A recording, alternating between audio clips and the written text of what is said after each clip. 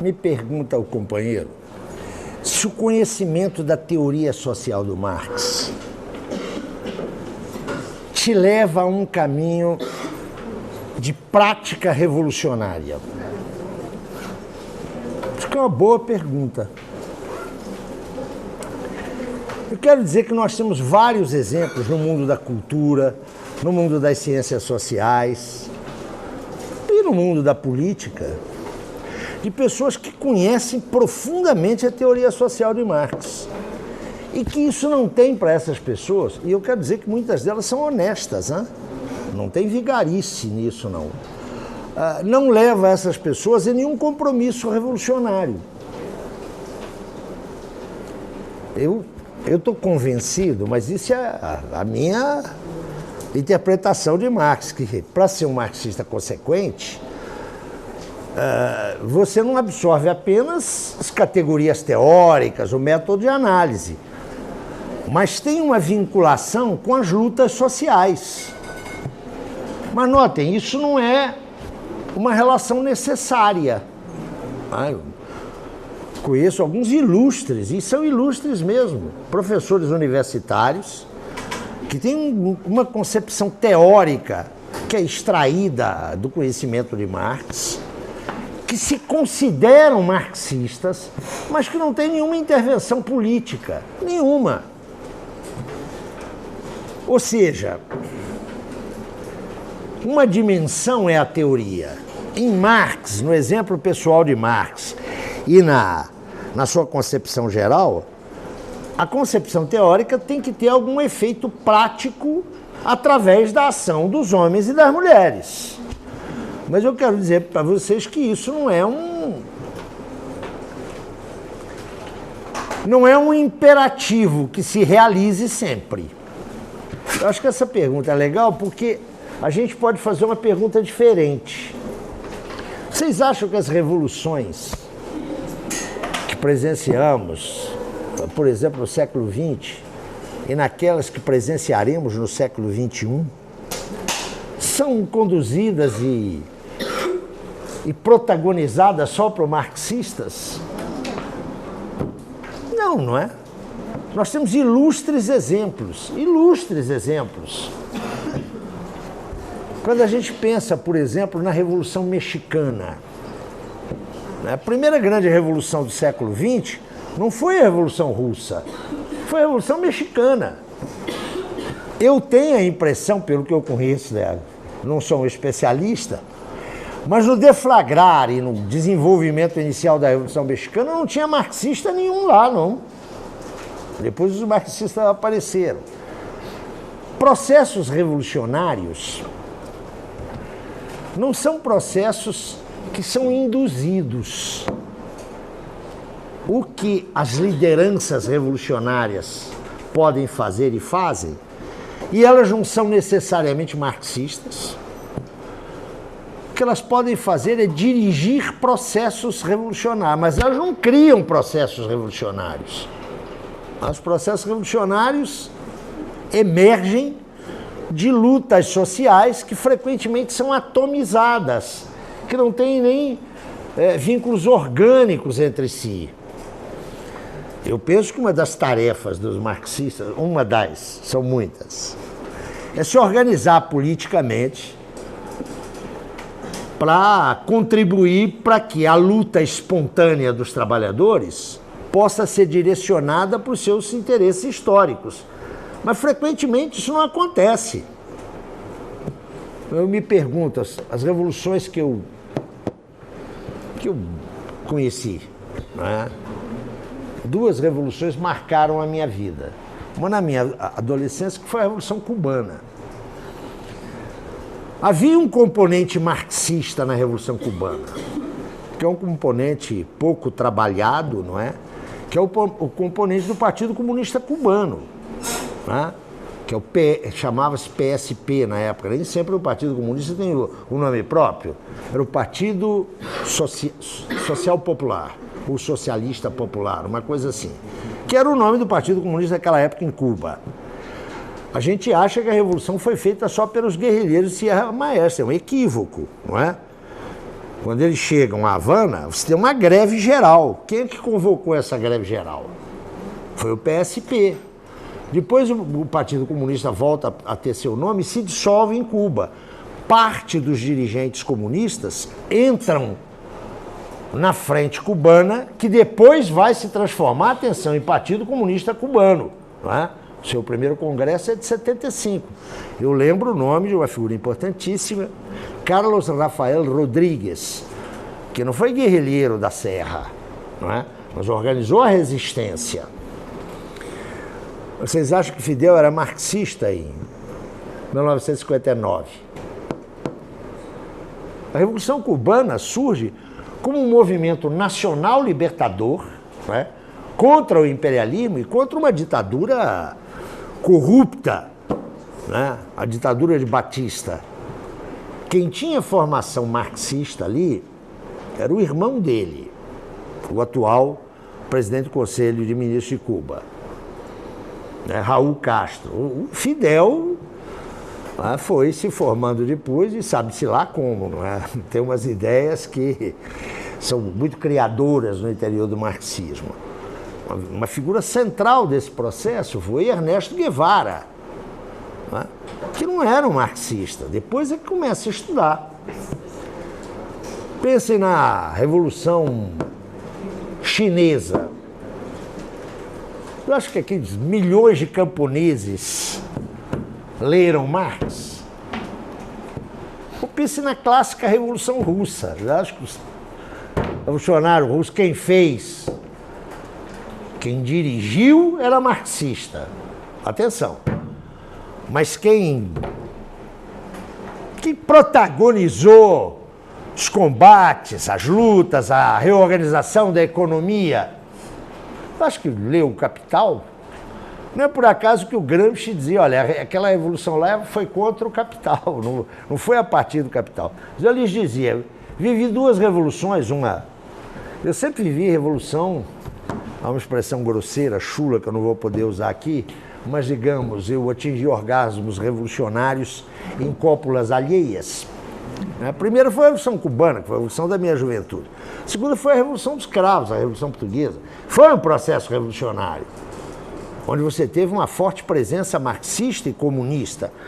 Mas quem protagonizou aquilo não era marxista. Escuta, os trabalhadores que são submetidos à exploração não são só os comunistas, não é? Então, aqueles trabalhadores que vão desenvolver uma atitude de insubmissão, de luta, são trabalhadores ateus, comunistas, católicos, evangélicos. As revoluções são feitas quando a arma das ideias ganha as massas organizadas. E não é condição para ser revolucionário ser marxista. O que eu diria que um marxista é, porque eu acho que essa questão que você pôs daria para a gente ficar discutindo bastante tempo, não é? Final dos anos 90, não é? Final dos anos 80, boa parte da esquerda ficou perplexa. Foi surpreendida pela queda do muro. E se pôs a procurar novas utopias, criar novas utopias. Eu quero dizer para vocês, eu devo ser um intelectual muito limitado, muito pobre. Eu não tive essas angústias, não. Eu não tive essas angústias. E nunca tive dúvida da minha opção marxista que me levou ao comunismo. Toda vez que eu vejo companheiros, e eu compreendo isso, atenção, meio perplexos, meio desorientados, eu digo, olha, eu não estou sofrendo dessas angústias, porque eu sei o que eu tenho que fazer. Eu aprendi num texto escrito há 100 e tantos anos que a posição dos marxistas revolucionários, se vocês quiserem, comunistas, as pessoas têm medo das palavras. Comunismo é uma palavra belíssima. Comunismo é uma palavra belíssima, eu não tenho medo dessa palavra. Não se preocupem com o que os conservadores e a direita fizeram com ela. Mas eu sei quais são as minhas funções. Eu sei o que eu tenho que fazer. Eu não desespero nunca. Eu sei que não tem capítulo final na história.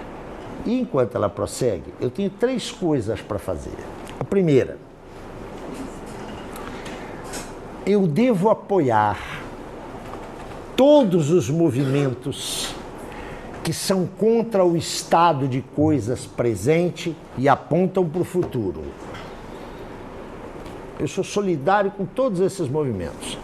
Eles não podem ter o olho voltado para o passado, isso dá no fascismo. Tá? Todos os movimentos que colidem com a ordem estabelecida e que estão de olhos no futuro, que querem uma renovação positiva da sociedade, eu estou solidário com eles. Essa é a primeira coisa. Segundo, eu devo contribuir para a unidade de ação de todos esses movimentos democráticos. Eu devo ser um fator de unidade.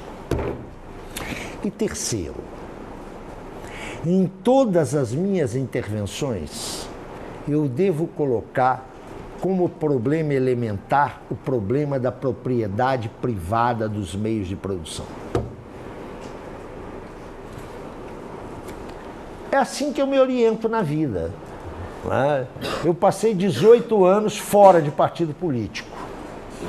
Entre 1992, quando o velho partidão, o PCB, virou essa linha auxiliar aí, eu não sei se da direita ou do centro-direita, esse tal de PPS. Eu, evidentemente, eu sou um cara que tenho vergonha na cara, eu não participei disso. Mas também não tive intervenção partidária imediata. Sempre tive intervenção política, orientado por esses 3 princípios. Se vocês quiserem, eu repito. Sou solidário com todos aqueles movimentos que querem transformar a sociedade olhando para o futuro. Quero ser um elemento de unidade entre todas essas forças democráticas e, diante de tudo, de todos os problemas, eu meto o dedão na ferida. A questão é a propriedade privada dos meios fundamentais de produção. Ninguém sabe de onde eu aprendi isso. Eu sugiro que vocês leiam o Manifesto do Partido Comunista, na sua última página. Eu passei 18 anos sem intervenção partidária. Em 2010, eu pensei bem, se eu quero viver muito, eu sou um homem nos limites da minha privacidade. Ninguém pode ser feliz num mundo que está aí. Eu estou impressionado com a insensibilidade dos brasileiros e da esquerda brasileira, a tragédia dos refugiados do Oriente Médio que estão chegando à Europa Meridional. É uma tragédia. Passa de vez em quando no telejornal, uma barca com 800 caras virou no mar, tadinhos, boia para eles. Isso é uma tragédia. As pessoas não estão sensibilizadas. Eu sou um internacionalista. Eu quero unir os democratas de tudo enquanto é parte. Mas eu dizia, depois de 18 anos sem partido político, mas com intervenção política, eu pensei bem, onde é que se vive muito? Porque na minha privacidade eu sou um homem muito feliz. Me casei várias vezes, tenho filhos, netos, mas eu quero viver muito. E eu sou hipertenso, diabético, eu tenho um bocado, por dentro eu estou todo bichado. Qual é a solução? Entrar no Partido Comunista, onde os caras vivem 110, 115, 120 anos. Então, por uma questão de gerontologia, eu voltei para o PCB, que foi o único partido a que eu pertenci, e acho que o meu lugar é no PCB. Eu sou um simples militante do PCB, eu não tenho cargo, não tenho nada, eu sou mais um. Mas sou um militante orgânico, porque acho que lá é o meu lugar, não é? Pode não ser o lugar ideal, atenção, mas é o meu lugar. Mas eu não tenho nenhuma dúvida diante das coisas que estão acontecendo no mundo. Comunista é aquele que é solidário com todos os movimentos contra a ordem e que apontem para o futuro, que quer unir democraticamente esses movimentos e que toda vez aqui, eu já fiz isso aqui na UNB, toda vez que se discute distribuição de renda, né? Todo mundo é a favor de distribuição de renda, né? Do DEM ao PSTU. Quando se fala em concentração da renda no Brasil, olha que patamar escandaloso, eu sempre digo, eu estou de acordo com isso. Só que aqui no Brasil, a concentração de renda é uma expressão da concentração da propriedade. E só se resolve a concentração da propriedade se nós resolvermos a concentração do poder político. Quem no Brasil falar em distribuição de renda e não falar em desconcentração da propriedade, está mentindo, está enganando, está dando Bolsa Família. Atenção. Esse é um pouco o meu papel. Agora, pode ficar descansado que o que tem de profundos conhecedores da teoria marxista de Marx, e que não fazem essa passagem política, e muitos deles são pessoas honestas, atenção, sérias. É porque a relação entre teoria e política não é uma relação teórica, não é uma relação de verdade, é uma relação de vontade política, é uma relação de paixão política, que não significa grito, não significa berro, significa ter uma convicção pessoal que você não adquire sozinho, que você adquire na luta, adquire coletivamente, mas uma convicção pessoal de que essa sociedade não tem mais remendo.